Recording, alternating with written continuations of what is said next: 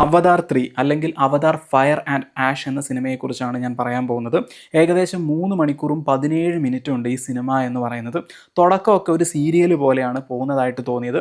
അതിനുള്ള കാരണമെന്ന് പറയുന്നത് ജാക്കിൻ്റെ മൂത്ത മകൻ വേ ഓഫ് വാട്ടറിൽ മരിക്കുന്നുണ്ട്. സോ അതിനെ സംബന്ധിച്ചിട്ട് ഇവരുടെ സങ്കടവും ദേഷ്യവും ഒക്കെ കാണിക്കുന്നതായിട്ടാണ് ആദ്യം കാണിക്കുന്നത്. അതിനുശേഷം പുതിയൊരു ക്യാരക്ടർ ഇൻട്രൊഡ്യൂസ് ആവുന്നുണ്ട്. വരാഗ് എന്ന് പറഞ്ഞ ക്യാരക്ടർ. അത് അടിപൊളിയായിട്ട് തോന്നി. പിന്നെ എക്സ്പ്ലോർ ചെയ്യുന്നതായിട്ട് എനിക്ക് തോന്നിയത് ഇവരുടെ റിലീജിയൻ ഇവാനെക്കുറിച്ച് കുറച്ചും കൂടെ എക്സ്പ്ലോർ ചെയ്യാനുണ്ട് എന്നൊക്കെ പറയുന്നതാണ്. അങ്ങനെയൊക്കെയാണ് അവതാർ ഫയർ ആൻഡ് ആഷ് മുന്നോട്ട് പോയിക്കൊണ്ടിരുന്നത്.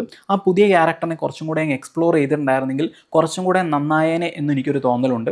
പിന്നെ കൂടാതെ വർഷത്തിലൊന്നൊക്കെയാണ് ഇങ്ങനെ ഒരു സിനിമ കാണുന്നത്. സോ അതിൻ്റെ വിഷ്വൽ ആയിക്കോട്ടെ സൗണ്ടൊക്കെ ആയിക്കോട്ടെ ഒന്നും പറയാനില്ല. ജെയിംസ് ക്യാമറോൺ ആണല്ലോ ആൾ. അതുകൊണ്ട് തന്നെ തിയേറ്ററിൽ തന്നെ പോയി കാണാൻ പറ്റുന്ന സിനിമയാണ്.